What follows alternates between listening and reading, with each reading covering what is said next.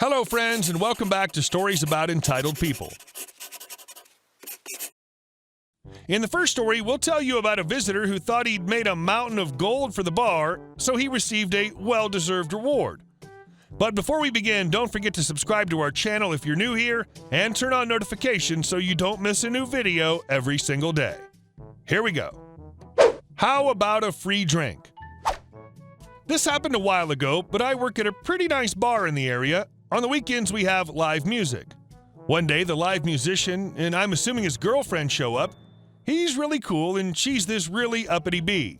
She sits at the bar throughout the whole night while he's playing his set, drinking dirty martinis all night. Basically, she told me when it was empty that I shouldn't hesitate to fill up the glass again. So every time I had to make another one, I looked at her and she nodded her head for another one. He's all done with his set, and she wants to pay for her bill. Her bill was only like $42, and she saw how many she had and almost immediately disputed her bill with me, saying she only had 2 drinks rather than 5. I calmly disagreed with her, and she eventually said her boyfriend, the musician, will pay the rest. I put the rest on his tab, and she paid for her 2 drinks. I think she tipped me a whole $1 at best, and then got up and walked out while her boyfriend was still packing up. About a half hour later, she comes back in, hammered, and sits down at the bar and apologized for being rude to me earlier. I was pretty busy at this point, so I just said, okay. She says that she brought a lot of people to the bar a few weeks back and that I should thank her for bringing me some business, which I did with verbal gratitude. Then she finally asks for a free drink. Finally lets me know what she's really after. So I said we don't serve free drinks here. She gets a little upset, almost pleads for a free drink because she brought all her friends to the bar a few weeks prior. So I stop what I'm doing and say, "You like vodka, right?" Her eyes get all big and bright and she nods. I walk over to the drink well and put ice in a cup and put her drink in and hand it to her. She takes one sip and screams at me, "This tastes like effing water." To which I calmly reply, "Yeah, that's the only free drink we offer." As a follow-up to this, she actually did find my boss and told him about what I did, and his response in front of her was calling me over, laughing, and fist-bumping me. And our second story. Sold my car, new owner tries to make me pay over $2,000 in fees. So when I was in college, I bought an old 1974 Mercury Comet with the intent of fixing it up because I loved older cars. However, due to being a broke college kid, I eventually realized that I bit off more than I could chew and started looking to sell the car. Pretext. My apartment had one street where everybody could park if they didn't pay extra for private parking space. I couldn't afford to have a private spot, so this is where I parked. Since the street was a public street, they had a rule where you couldn't leave your car parked in the same spot for more than 72 hours, or else the car was technically abandoned, and they had the right to tow it. Now I had problems with this rule since I'd gotten the car. Most of the time, the rule's pretty much ignored as everyone parking here either lives in the apartment complex or they were parked there because it was the closest free parking area to my university, and all the cars just blend in with each other. The problem with my car was that it stuck out like a sore thumb, being from 1974, and admittingly looked like it couldn't even start. So I'd gotten a decent amount of fines and tickets from them, but was always able to contest and win because I could prove I lived on the street and always made sure I moved it to the other side of the street every 2 to 3 days so they legally couldn't tow it. Safe to say, every time the cars on my street were checked, they kept an eye out for mine to give some BS reason as to why they could ticket or fine me. They really didn't like me. Fast forward to selling my car. It took a while to find somebody to sell the car to, but after a couple months, I finally found a buyer. He was a little older than me, but not by much. I was only getting $1,500, which sucked because I paid closer to $2,500 for the car, but thought I got my money's worth of driving around and was just glad to get something for it. He told me he couldn't pay all at once and wanted to know if we could do a payment plan for the car, which I agreed to because I just wanted the car gone. So I wrote up a contract with everything detailing the sale in it, which he signed, I signed, and a witness, his friend who happened to come help him with the car, also signed. I got $500 in cash, then a few days later the car was gone, so that was the end of it. Or so I thought. Fast forward a few weeks later, and I got a letter about the car. The car had been towed and was still in my name because I completely forgot to do a title transfer when I sold the car, and had how much I owed at the bottom for the storage in the tow yard, almost $2,000. I checked the date it was towed, and it had been towed a couple days after I made the sale because the buyer never took the car. What also confused me was that it had been weeks and the buyer never said anything to me asking about the car and where it was. So I messaged him, tried to call him, letting him know what happened. He didn't get back to me until 6 days later, asking where it got towed to and if the car was still there. I gave him the information and he called the company to ask how much the total cost for the car was now. It had gone well over $3,000 now. I then get a short message back that says, "Yeah, bro, it's too much. It's already over $3,000. I'd rather just get my $500 back." I'm sorry? The F? I get a hold of him and basically tell him he's not getting his money back and that this is on him. He shouldn't have left the car there for days, which I warned him about before he bought the car. He proceeds to tell me, "Look, we can do this the easy way or the hard way." To which I tell him he's not getting his money back and needs to pay the towing company to get the car back. He immediately hangs up and sends a message that says, "I'll see you soon."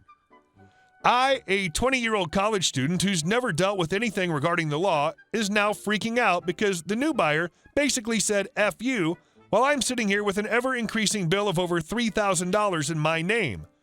Then I remember something. The signed contract that 3 people signed. The revenge. So I find the contract in a folder in my closet and immediately take pictures of it, just in case I need them, and then call the towing company to explain everything. The guy's super nice and at first tells me I might be completely screwed as I never sent in a title transfer to the DMV. However, once I bring up the contract, he says, "Oh, you have a signed contract from before the car was towed? That's great. You should be fine as long as you send a title transfer indicating the sale date with the contract as proof to the DMV." I found out you can do one completely online, and once I sent it in, I didn't get any more messages from the towing company. However, I did end up calling the towing company a few weeks later to make sure I was in the clear, and what he told me was glorious. So the buyer didn't pick up the car for a while, so it continued to accrue more and more in fees until it reached over $4,000. But that's not the best part. The best part was him telling me that after a certain amount of days, the car gets auctioned off if it hasn't been picked up, and the owner of the car still has to pay all the fees for the car storage. By the time the guy who tried screwing me $2,000 finally called to pick up his car, the towing company made sure to get all his information, name, address, etc. first, then let him know that the car was already auctioned off, then slapped him with around $4,500 in storage and towing fees. I couldn't be happier. And our last story. You gotta think twice before screwing over your only friend. This happened last week, and the details may be a bit off since I was told it by my dad. My dad's a network consultant and distributor. His work involves selling and maintaining wireless equipment and providing communication solutions. A few months ago, he was bidding for a multi-million-dollar government project competing against rival company, RC, and evil company, EC. RC and EC were friends as they sourced from the same manufacturer. Bit of background info. When my dad's company, DC, first started, he and RC were good friends as they both sourced equipment from the same manufacturer. After DC grew, my dad switched to a different manufacturer, and slowly DC and RC started turning into rivals. However, my dad was a diplomatic guy and always maintained friendly relationships with RC. One of the requirements for being eligible for the project was that the company bidding needed to possess a special certificate. Not sure of the name, but it was a huge process to obtain. But a company without the certificate could lease it from another company possessing the certificate for a short period of time, or if 2 companies worked together, only one of the companies needed to be certified. Only RC and DC had the certificate. Since EC was bidding via RC, working together, they didn't require a certificate. So if EC won, they would share the profits with RC, as they only got in through RC's certificate. So the bidding begins and all the companies produce a quote. EC produced the lowest quote and won. Now DC, also a consultant, which means once the bidding was finished, he'd go through the winning company's quote to see if it was feasible to be implemented. And surprisingly, the winning bid was so low that even by going bare minimum, the company would actually be losing money. My dad knew about the agreement between RC and EC and decided to have a talk with the owner of RC. DC. Any reason why you're losing out money on this project? RC. What do you mean losing out? We're making a nice profit. DC. Are you sure? You might want to take a look at your bid over here. RC. This isn't what we agreed on. Hold on, I need to check. RC called back a few hours later. RC, I can't reach EC. He's in a meeting. DC, you've got a bigger problem to deal with right now. The bid has no mention of your company. He's taken it on as a standalone company. RC, that's impossible. He doesn't even possess the certificate. DC, your company leasing out the certificate tells a different story. RC, no way. I never authorized that. These have got to be forged documents. Now, the way things work here is that if you have a dispute with the bid, you'll have to file a claim, and an inquiry would be launched, which is painstakingly slow and inefficient due to the number of authorities involved. And my dad can't testify to this, as discussing the winning bid is illegal. RC, you have to do something. DC, you're in luck. His equipment's not capable of providing coverage to the entire district, and it's really outdated. I'll bring this up in the board meeting.